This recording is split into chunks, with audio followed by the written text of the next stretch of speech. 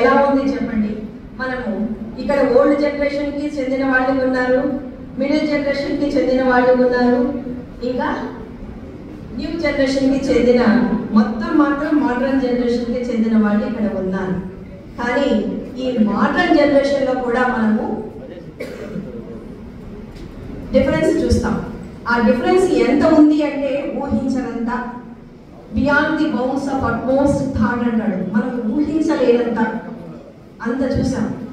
మేము కంప్యూటర్ యుగాన్ని మధ్యలో చూసాం. ఇంత ఊహించలేదు కంప్యూటర్ జీవితాన్ని మారుస్తుందని. ఓల్డ్ జనరేషన్ వాళ్ళు కూడా పల్లెల్ని వదిలి ఇంత వస్తారని, ఆ భూములు అలా మారిపోతాయని, వేరే ప్రొఫెషన్స్ తీసుకోవాల్సి వస్తుందని 50 years బ్యాక్ ఫార్మర్ ఊహించి ఉండడు. అలాగనే ఎన్విరాన్మెంటల్ చేంజెస్, కరోనా ఇవన్నీ వచ్చాయి. ఇంకా ఇంజనీర్లు పెరుగుతున్నారు, ఇంజనీర్లకు ఆదరణ పెరిగింది.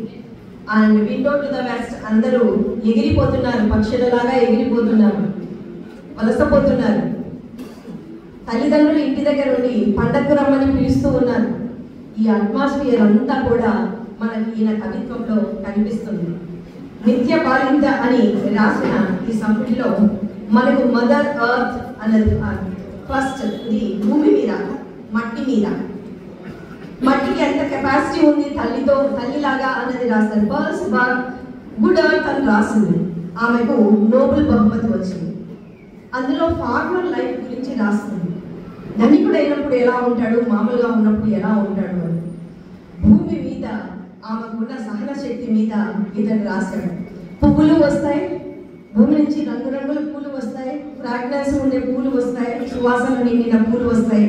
అలాగే కుళ్ళిపోయిన శవాలను కూడా దాచుకుంటుంది. ఈ విధంగా భూమికి ఎంత శక్తి ఉంది అన్నది ఇతడు రకరకాలుగా చెబుతూ వచ్చాడు. మనకు